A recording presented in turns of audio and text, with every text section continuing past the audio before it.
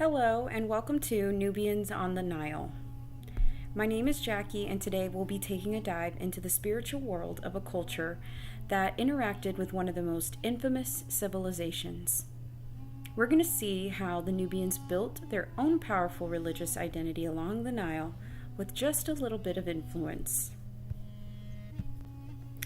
Now, most people have heard of the Egyptians, unless you've been living under a rock. But you probably haven't heard of a deity like Osiris. Now, the Nubians and Egypt were southern neighbors, and because of their close proximity, they worshipped many of the same gods. The Nile River is a major lifeline for both Egypt and Nubia. This river is divided into 6 major cataracts, which a cataract is basically a defined region along the river. Within the first cataract lies a key religious center, the city of Philae. What is today northern Sudan and southern Egypt, this area reflects cultural importance, being a home to many notable temple complexes. Originally, these temples were built by the Egyptians, but over time, it was the Nubian rulers who maintained, funded, and celebrated these sacred sites. They would often host annual festivals that would reassure the preservation of the temples. The Nubians continuously embraced and reshaped the Egyptian gods into something of their own. In mythology, Osiris was killed and dismembered by his brother, who was driven by jealousy. They shared a sister. Her name was Isis, who happened to be Osiris's wife. Well, she managed to reassemble his body, and he was brought back to life. And now he is the god of the underworld. Osiris was also the god that was affiliated with resurrection, fertility, and agricultural renewal. And while he did rule the underworld, he was also a symbolization of rebirth. Nubians believed that death wasn't the end, but just a continuation of the soul's journey.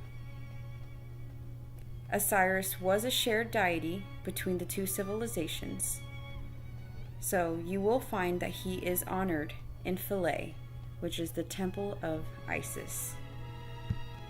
This gave both civilizations the ability to visit the temple, since it was so close. One ritual involved the offering of milk. Symbolizing life and power, Nubians believed that this would aid in his rebirth. These ceremonies would be held usually during early fall or when the Nile was at its peak and it looked like it was about to flood. This was a sign that it was time of renewal. Now, with time, the Nubian religious beliefs faded as the arrival of Christianity came about. So funding for temples declined, and priests lost their significance, their jobs, worship centers, and worshiping came to a stop. And Philae, however, continued for almost 500 years after the Roman conquest. Eventually, Christianity was completely embraced, and gods were let go along the way. When you think of Nubia, I hope you see a civilization that, although it was influenced by Egyptians, the gods they embraced were honored and respected and cared for them in their own way. The Nubians cared for them, truly adopting them to enhance their agricultural systems and their way of life. The Nubians stood on their own, creating a powerful legacy. They preserved their beliefs for as long as they could, despite the new religion of Christianity being brought on by the Romans. The Nubians were not so quick to agree with this new religion, and they tried to remain loyal to their core. This emphasizes their persistent willfulness nature of the Nubian culture. Well, thank you for listening to the Nubians on the Nile. And until next time, goodbye.